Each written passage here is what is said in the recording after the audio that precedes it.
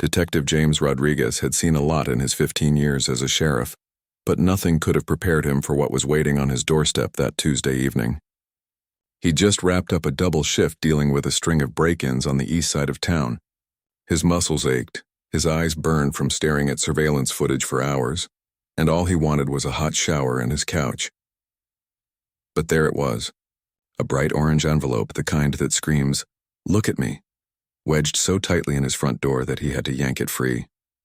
The paper was thick, expensive-looking, with official HOA notice printed across the top in bold red letters. James felt his stomach drop. Nothing good ever came in orange envelopes. He pushed through his front door, tossed his keys on the hall table, and ripped open the envelope. The letter inside was typed in that cold, impersonal font that official documents always use. "Dear resident," it began, and James already knew this wasn't going to be friendly. "This notice serves to inform you that your property at 2847 Maple Grove Lane is in violation of Oakwood Meadows Community Standards. Article 7, Section 3. James read the words twice, 3 times, trying to make sense of them. His property, violation. He kept his yard neater than most people on the block. His grass was always trimmed, his hedges shaped, his mailbox freshly painted. What could they possibly be complaining about? He scanned down to the specific violation. Parking of commercial or unsightly vehicles in front driveway areas. His black pickup truck. They were complaining about his truck. The same truck he'd been parking in the exact same spot for 3 years. The truck he'd bought new, kept spotless, and was probably worth more than half the sedans lining the street. The letter went on to explain that the Oakwood Meadows HOA had recently updated its parking guidelines to maintain the aesthetic integrity of the neighborhood. All residents were required to park personal vehicles in garages or rear driveways. Front driveway parking was now restricted to approved passenger vehicles only. James walked to his front window and looked out at his truck sitting peacefully in the driveway. It wasn't blocking anything. It wasn't leaking oil. It wasn't even particularly large by modern truck standards. It was just a truck, his truck, parked exactly where it had been since the day he moved in. The letter was signed by one Patricia Whitmore, HOA president. James didn't recognize the name. When he'd bought the house 3 years ago, the HOA had been run by an older gentleman named Mr. Peterson, who mostly focused on making sure people didn't paint their houses neon colors or let their dogs run loose. The annual HOA fees were reasonable, the rules were simple, and everyone pretty much left everyone else alone. It was exactly the kind of quiet neighborhood James needed after spending his days dealing with the worst humanity had to offer. He crumpled the letter and tossed it on his kitchen counter, next to a stack of case files he'd brought home. This had to be some kind of mistake. Maybe they'd sent it to the wrong address. Maybe it was meant for the guy down the street with the rusted van that actually did look like it might fall apart at any moment. James microwaved some leftover pizza, took a quick shower, and tried to forget about the orange envelope. But as he lay in bed that night staring at the ceiling, he couldn't shake the nagging feeling that something was off. He'd dealt with enough petty disputes and neighborhood feuds to know that these things rarely resolved themselves.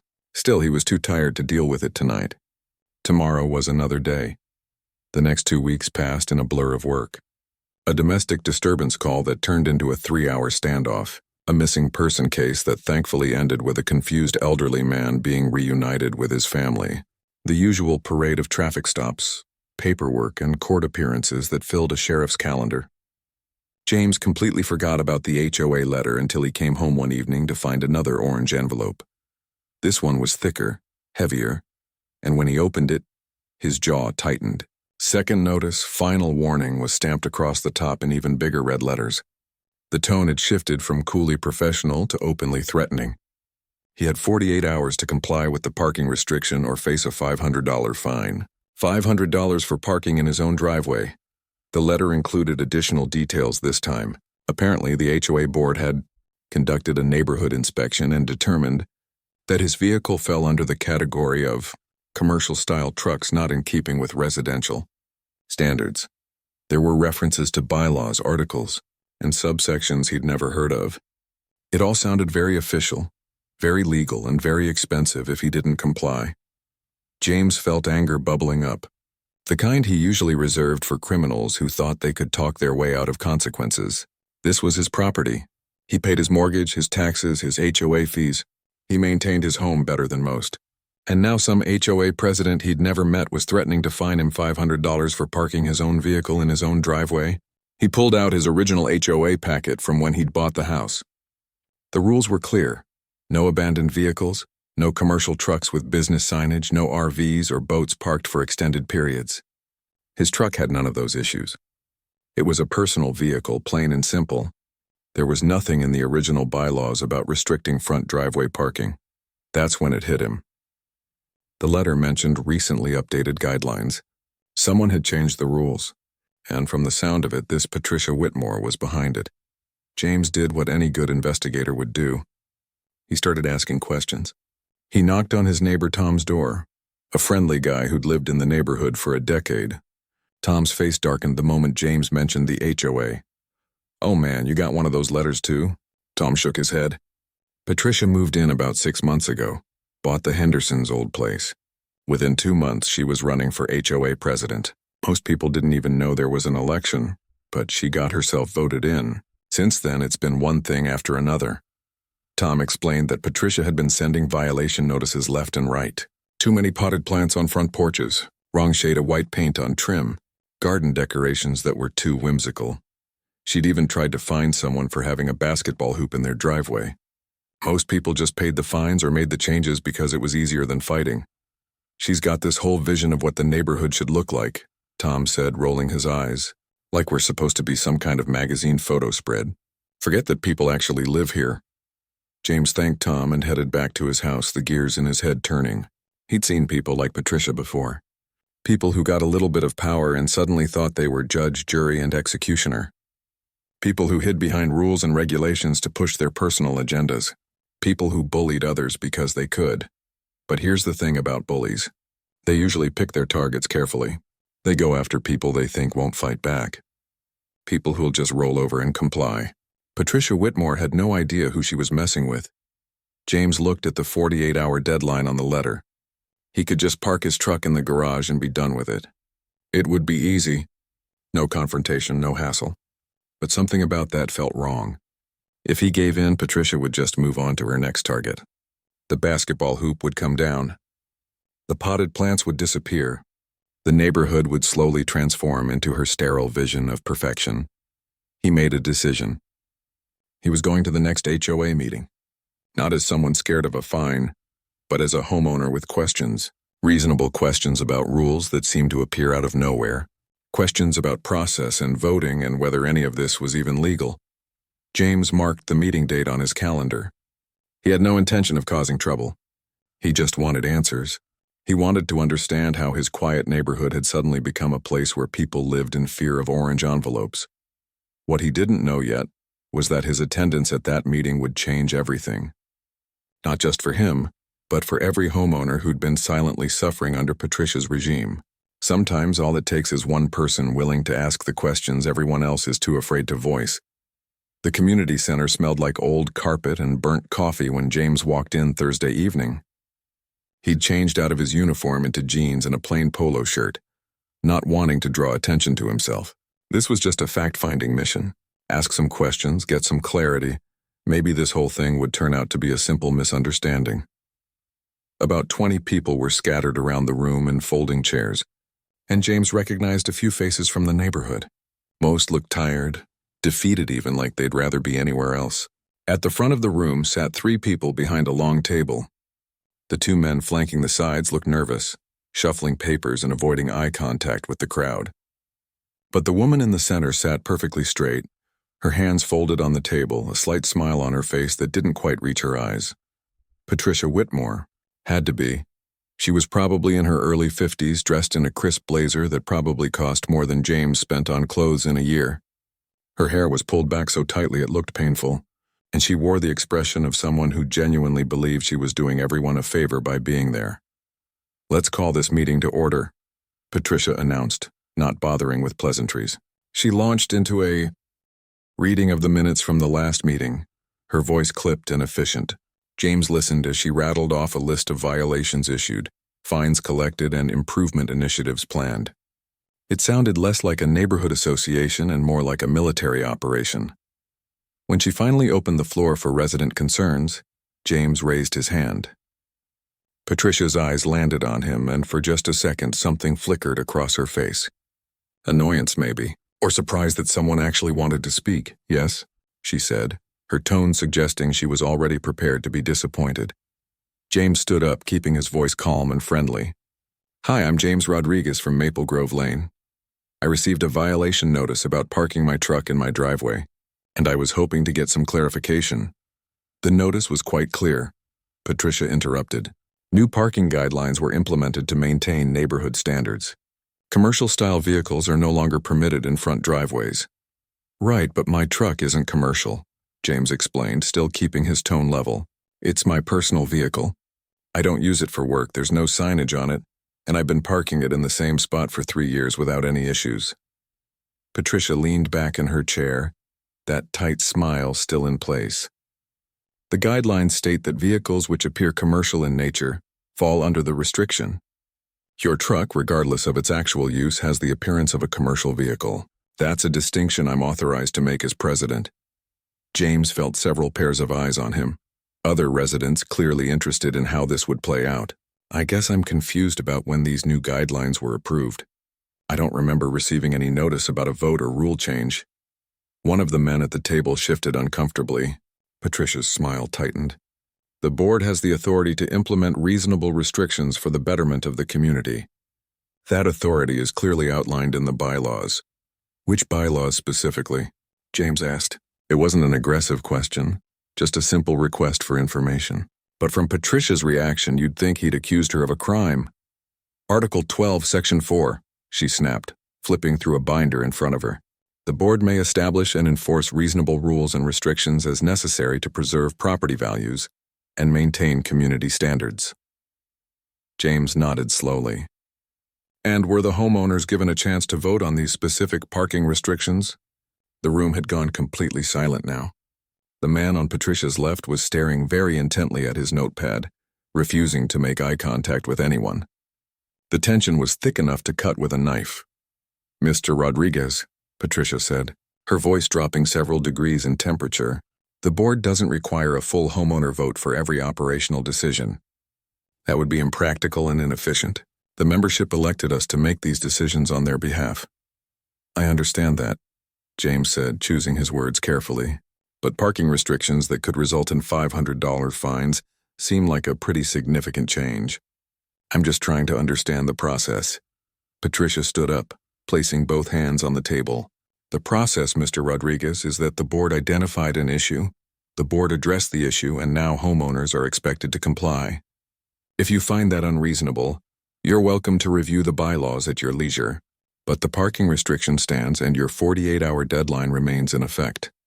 She said it with such finality, such absolute certainty, that James could see other residents physically shrinking in their seats. This was a woman used to getting her way, used to people backing down when she pushed. She'd probably been doing this for months and everyone had just accepted it as the new normal. James sat back down, but he didn't break eye contact. "Thank you for the clarification. I'll definitely be reviewing those bylaws." Patricia moved on to the next agenda item without missing a beat, but James noticed she kept glancing his way throughout the rest of the meeting. She ran through a list of upcoming enhancement projects that would require fee increases, discussed new restrictions on holiday decorations, and mentioned that several homes needed to repaint their trim because the colors were not within approved specifications. It was during this last point that an older woman in the back raised her hand timidly. "Excuse me, but my trim is white. It's always been white." "What's wrong with white?" Patricia pulled out a color chart that looked like something from a high-end paint store. "There are several variations of white, Mrs. Chen.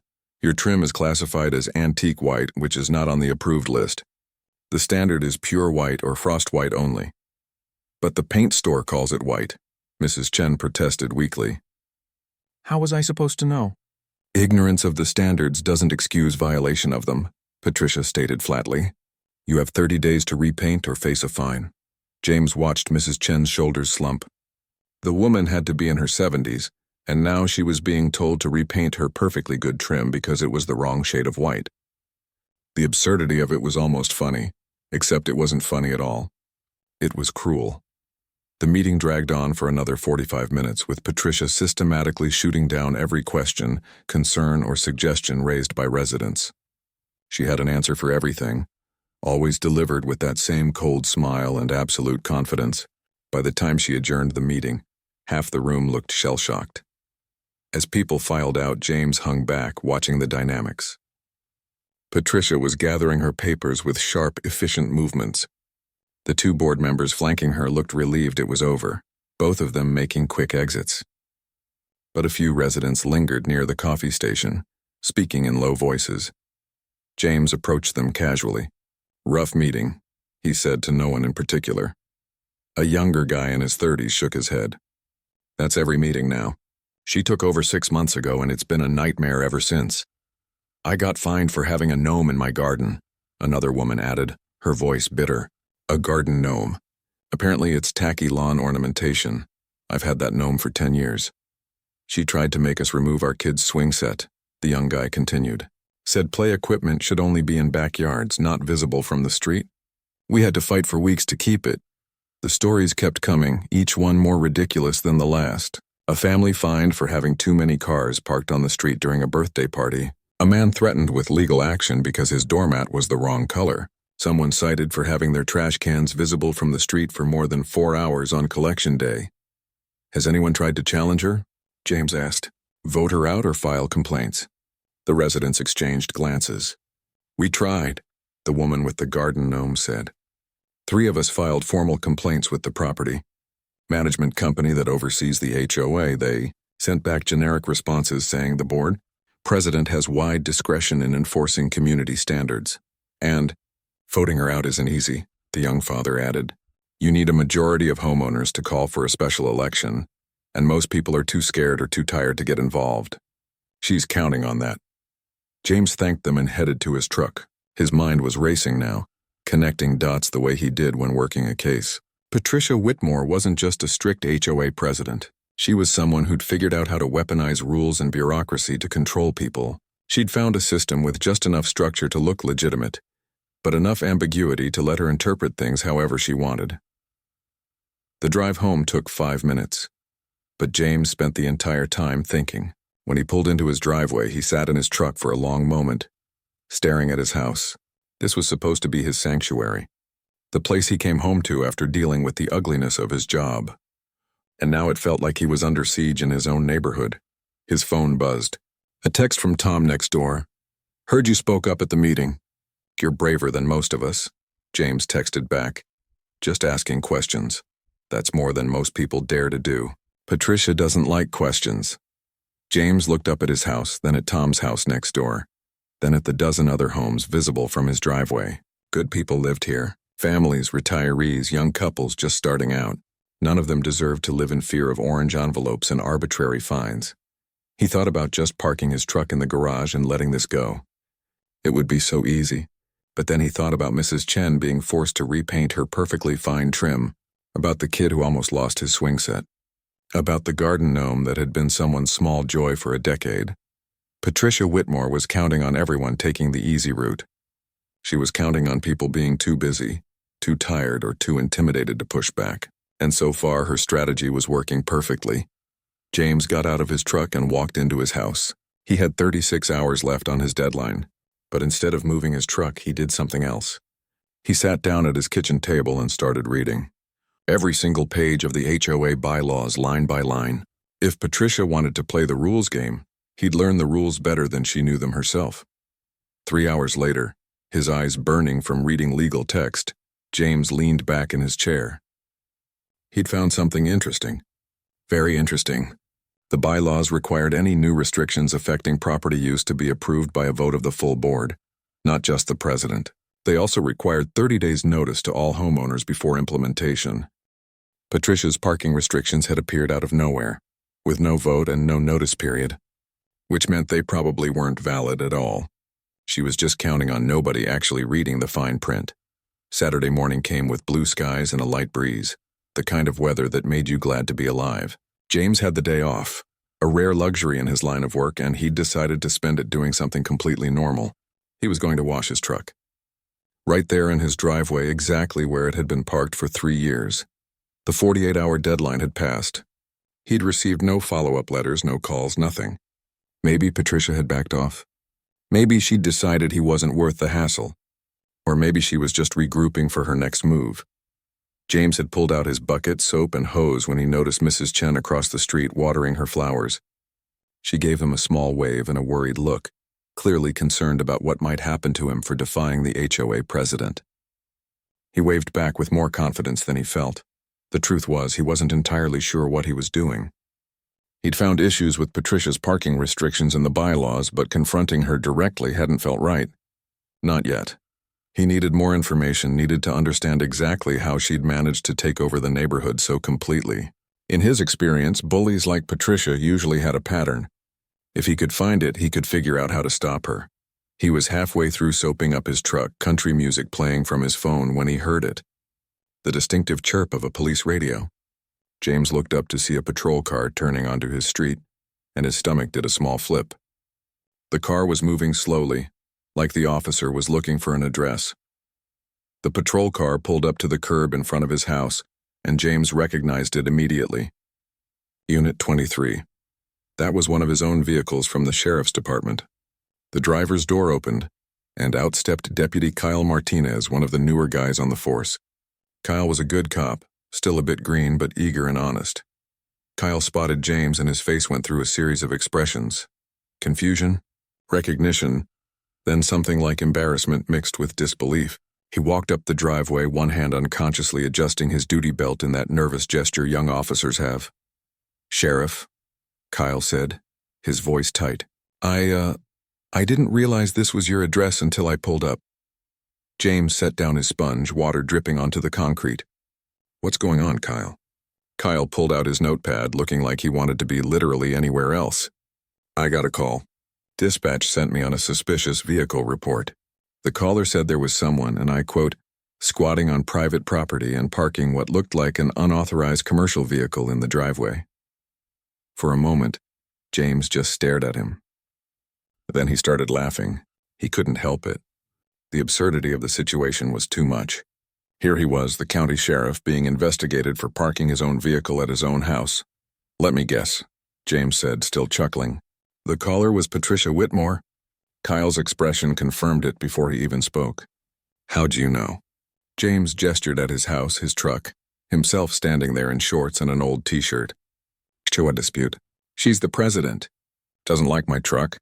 Kyle relaxed a little, but he still looked uncomfortable. "Sheriff, I have to tell you, this isn't the first call. She's called 3 times this week about this address. The first time she said there was suspicious activity. The second time she claimed the vehicle might be stolen. Today's call was the squatting thing." James felt his amusement evaporate, replaced by something colder. 3 times? She called 911 3 times about my truck? Yeah, and dispatch is getting frustrated because we have to respond to every call even when... Kyle gestured vaguely at the situation. "Even when it's clearly not an actual emergency. Did she give her name when she called?" Kyle flipped through his notepad. "Not the first 2 times. She just said she was a concerned neighbor. But the address she gave kept matching up with her house number in the system, so dispatch flagged it. This morning she actually gave her name and identified herself as HOA president, like that gave her some kind of official standing." James picked up his hose and started rinsing his truck, processing this information. Patricia wasn't just being petty anymore. She was wasting emergency resources, tying up officers who should be available for actual calls. She was abusing the 911 system to harass him. "You want me to write up a report?" Kyle asked. "I mean, obviously there's no violation here, but the repeated false calls, that's something else." James considered it. In any other situation, he'd absolutely want documentation. Filing false reports was a misdemeanor.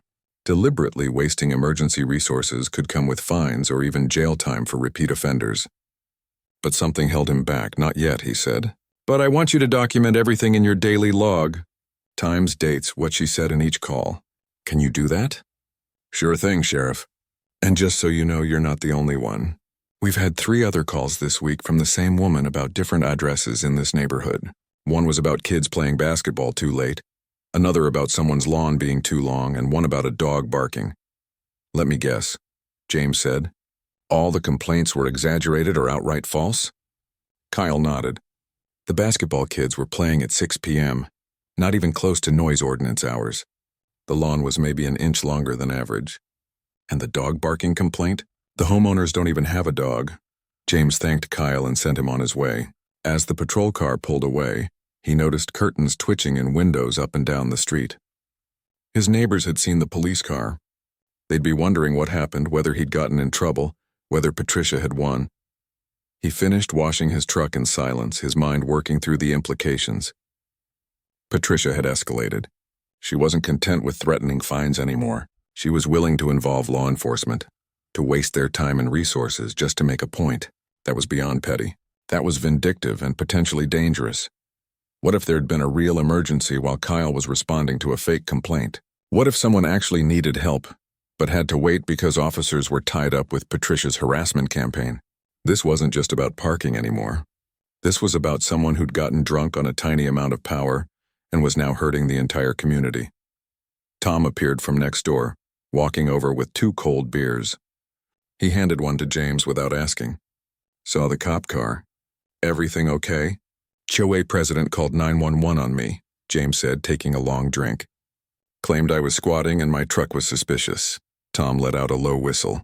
She's really going after you, huh? Must have rattled her when you asked those questions at the meeting. You hear anything else about her? Any other neighbors having problems? Tom settled against the truck, looking up and down the street like he was checking for spies. Plenty. The Johnsons down on Oak Street just paid a $750 fine because they had their Christmas decorations up too long. It was January 5th and Patricia decided the cutoff should be January 3rd. The Patel family got cited for having ethnic garden decorations that didn't fit the neighborhood aesthetic. Turned out she meant the little Buddha statue they've had for years. That's discrimination, James said flatly. Yeah, well, nobody wants to fight it. The Patels are first-generation immigrants. They don't want to make waves. They took down the statue. Tom took a drink of his beer, and that's just the past month. She's been doing this since she got elected. Small fines, big fines, threats, harassment. She knows just how far to push before people break. James thought about his day job, about all the criminals he'd dealt with over the years. The smart ones, the dangerous ones, they all had one thing in common. They knew how to work the system. They understood that most people won't fight back if you make it inconvenient enough, expensive enough, scary enough. What's her background? James asked. Where'd she come from? Tom shrugged. Moved here from somewhere up north, I think. Connecticut, maybe? Bought the Henderson place for cash, which tells you she's got money. Rumor is she was involved with her HOA there too, but nobody knows the details. That was interesting.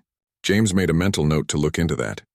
If Patricia had a history of this kind of behavior, it might be useful to know about it. His phone rang. The station. He answered to hear Linda, the weekend dispatcher, her voice apologetic. Sheriff, I'm really sorry to bother you on your day off, but I wanted to give you a heads up. We just got another call from a Patricia Whitmore about your address. She's claiming you're now running some kind of unlicensed car wash business out of your driveway. James looked down at his bucket and sponge, at his own personal truck, at the complete absence of any business activity whatsoever. You're kidding. Wish I was. I told her we'd already responded to that address today and there was no issue, but she insisted on filing a formal complaint. She wants to speak to your supervisor. James rubbed his temples. Linda, I am the supervisor. I know, Linda said, and he could hear the smile in her voice. I told her that. She said she'd be contacting the county commissioners then.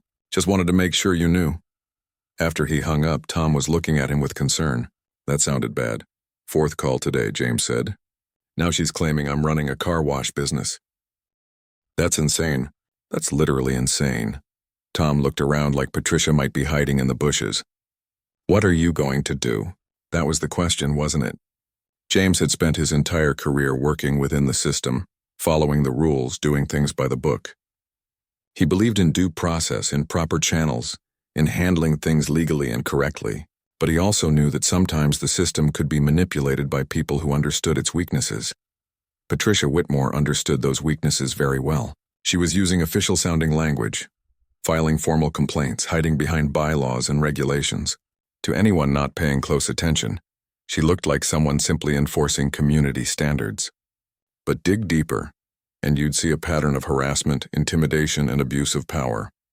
James had two choices. He could let this go, park his truck somewhere else, pay whatever fines she demanded, and hope she moved on to someone else. That was the easy choice, the path of least resistance. Or he could fight back. But fighting back meant escalation, meant time and energy, and probably making an enemy. He looked at his house, his street, his neighborhood. He thought about Mrs. Chen and her white trim, about the kid who almost lost his swing set, about the Patel family taking down their statue, about every person who'd been bullied into submission because nobody wanted to be the one to stand up. "I'm going to look into our HOA president," James said quietly. "Find out who she really is and where she came from, because people like this, they don't just suddenly start acting this way. There's always a history." Tom nodded slowly. "You think you'll find something?" "I think someone who's this comfortable abusing power has probably done it before," James said. "And if she has, there'll be a trail."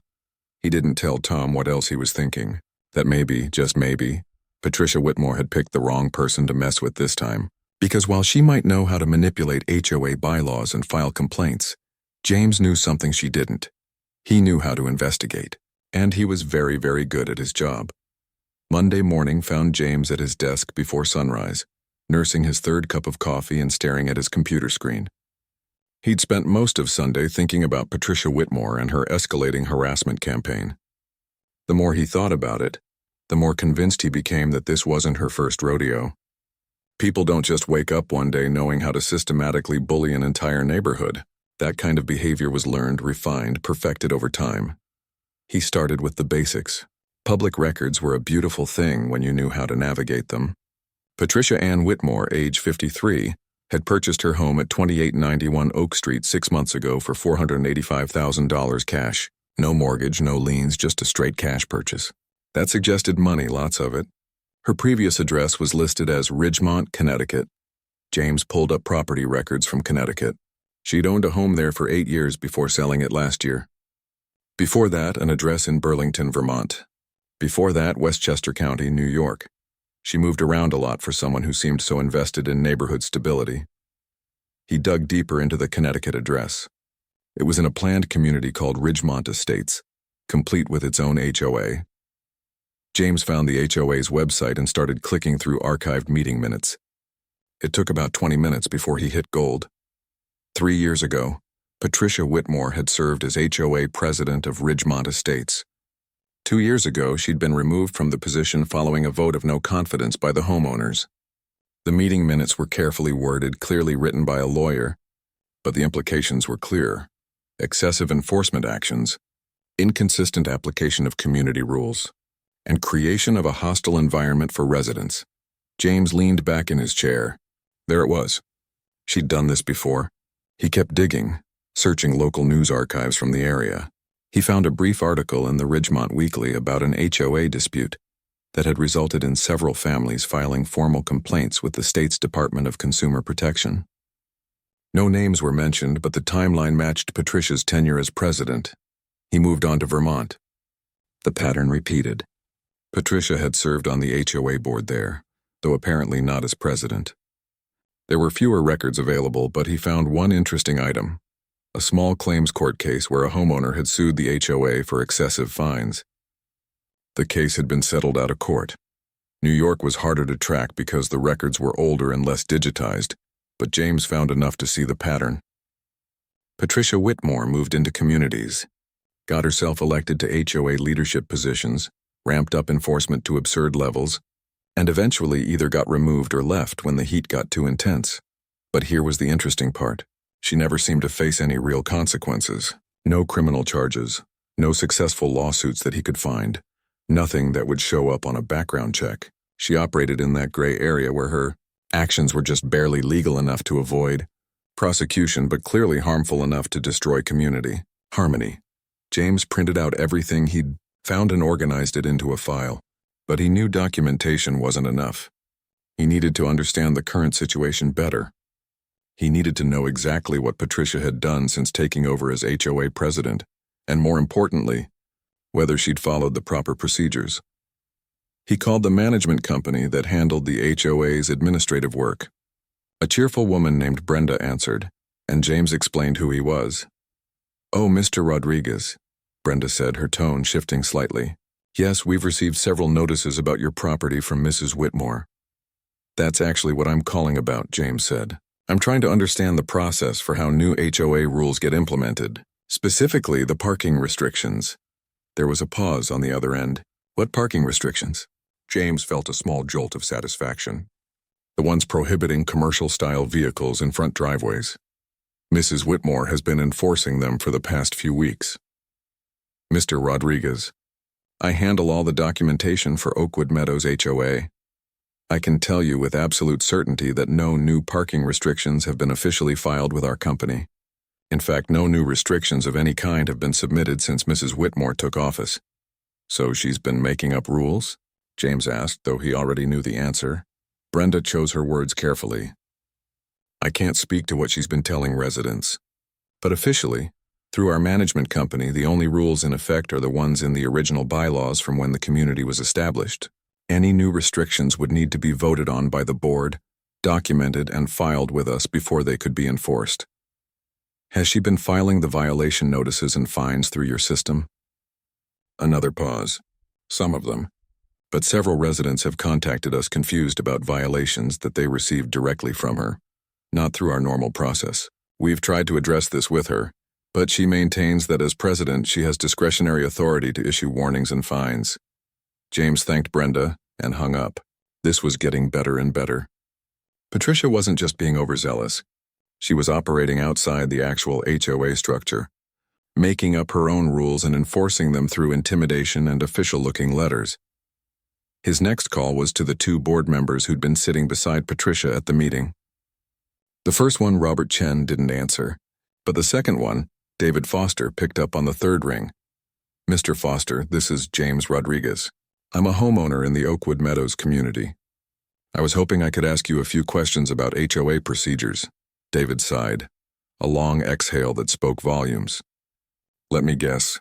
You got one of Patricia's violation notices. Several, actually, along with threats of fines. I'm trying to understand if these parking restrictions were properly voted on. They weren't, David said bluntly. Look, I probably shouldn't be telling you this, but I'm tired of this situation. When Patricia proposed the parking restrictions at a board meeting 3 months ago, Robert and I both voted against them. That should have been the end of it. But she just started enforcing them anyway, like the vote never happened. Why didn't you do anything about it? We tried, David said, frustration clear in his voice. We filed complaints with the management company. We sent emails to the other homeowners trying to explain what was happening. But Patricia is very good at making us look like the bad guys. She tells people we're blocking progress, that we don't care about property values, that we're too lazy to enforce standards. So why stay on the board? Honestly? Because if Robert and I resign, she gets to appoint new board members temporarily until the next election, and you can bet she'll pick people who'll rubber stamp whatever she wants. At least this way there's some check on her power. Even if it's not enough, James asked a few more questions, getting David to confirm details about various violations and Patricia's pattern of behavior. By the time they hung up, James had a clear picture. Patricia Whitmore had effectively staged a coup of the HOA, operating with the appearance of authority while ignoring the actual rules and procedures she was supposed to follow. He spent the rest of the morning compiling his evidence, the background from her previous HOAs, the confirmation that her new rules were never officially approved, the testimony from a sitting board member, the repeated false reports to 911, the complaints filed with the management company. But James knew that evidence alone wouldn't solve this problem. He'd been in law enforcement long enough to know that technically being right didn't always translate to actually winning. Patricia had something powerful on her side, inertia. Most people would rather pay a fine or make a change than fight. That's what she was counting on. He needed to change the dynamic. He needed to make the fight less about him versus Patricia, and more about the entire neighborhood versus her pattern of abuse. And that meant he needed to talk to more neighbors, get them organized, show them they weren't alone. But first he needed to do something that felt slightly uncomfortable given his position. He needed to show up to the next HOA meeting not as just another homeowner, but as exactly who he was, the county sheriff. That evening, James started knocking on doors. He went to every house that he knew had received violation notices. The Johnsons with their Christmas decoration fine, the Patel family who'd taken down their statue, Mrs. Chen with her wrong shade of white trim, the family who'd almost lost their swing set. He didn't present himself as the sheriff. He was just another neighbor who was tired of the harassment. But he did share what he'd learned. The fact that Patricia's rules weren't official. The fact that she had a history of this behavior in other communities. The fact that the management company didn't even know about half the violations she was issuing. The response was immediate and powerful. People were angry, not just frustrated or annoyed, but genuinely angry that they'd been manipulated and bullied. Mrs. Chen had already paid $300 to have her trim repainted. The Johnsons were out $750. The Patel family had removed something that had cultural and religious significance to them. "What can we do?" Mr. Patel asked, his voice tight with controlled emotion. "She's the president. She has all the power." "Actually," James said, "she has a lot less power than she wants you to think. According to the bylaws, any homeowner can call for a special meeting with enough signatures, and any board member can be removed with a majority vote of the membership." "How many signatures?" Mrs. Johnson asked. 20% of homeowners. This community has 85 homes, so we'd need 17 signatures. James left each house with a signature. By the end of the evening, he had 23, more than enough to call for a special meeting. But he didn't stop there. Over the next few days, he kept going, talking to more neighbors, collecting more signatures. By Thursday, he had 47 signatures, more than half the neighborhood. The change in atmosphere was palpable. People who'd been walking around defeated and worried were suddenly standing up straighter, talking to their neighbors, sharing their stories. It turned out everyone had a Patricia horror story. The isolated incidents that had seemed like individual problems suddenly revealed themselves as part of a deliberate pattern. Friday afternoon, James walked into the management company's office and handed Brenda the petition, calling for a special meeting. She looked at the signatures, then up at him with something like respect. "You know she's not going to take this well," Brenda said. "I'm counting on it," James replied. The special meeting was scheduled for the following Thursday. 1 week. James spent that week preparing. He made copies of all his evidence. He reached out to a lawyer friend who specialized in HOA law to make sure he understood the bylaws correctly. He even contacted the previous HOA president from Connecticut, who was more than happy to share his experiences with Patricia. But he also did something else. He called Kyle Martinez and asked him to pull the records of all the 911 calls Patricia had made. Not just about James's address, but about everyone. Kyle came back with a list that was stunning. 23 false or exaggerated calls in 6 months, noise complaints about non-existent parties, suspicious vehicle reports about neighbors' cars, even a false alarm about a possible break-in that turned out to be someone coming home late from vacation. Each one of those calls had required a police response. Each one had taken officers away from real emergencies. Each one was documented, time-stamped, and showed a clear pattern of abuse of emergency services. The night before the special meeting, James sat at his kitchen table reviewing his materials one more time. His phone rang. It was Tom from next door. "You ready for tomorrow?" Tom asked. "As ready as I'll ever be. The whole neighborhood's talking about it. I think everyone's going to show up. This is the biggest thing that's happened here in years." James looked out his window at the quiet street, at the neat houses with their carefully maintained lawns. "You know what's crazy? This should never have gotten this far. If people had just spoken up the first time Patricia overstepped, none of this would have been necessary." "But nobody did," Tom said quietly. "Because everyone thought they were the only one having problems. That's how people like her work, right? They isolate you, make you think you're the problem." "Yeah," James agreed, "but not anymore." After he hung up, James walked outside to his driveway. His truck sat there exactly where it had been parked for 3 years. Exactly where it would stay. He'd spent his career fighting against people who thought they were above the rules, who thought they could intimidate and manipulate without consequences. Tomorrow, Patricia Whitmore was going to learn that she'd picked the wrong neighborhood to play her games. The community center had never seen a crowd like this.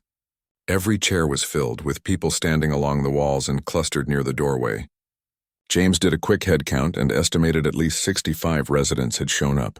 In a neighborhood of 85 homes, that was remarkable turnout. Patricia sat at the front table, her expression carefully neutral, but James could see the tension in her shoulders. She dressed even more formally than usual, in a dark business suit that probably cost more than most people's monthly mortgage payment. The two other board members flanked her, but this time they weren't avoiding eye contact.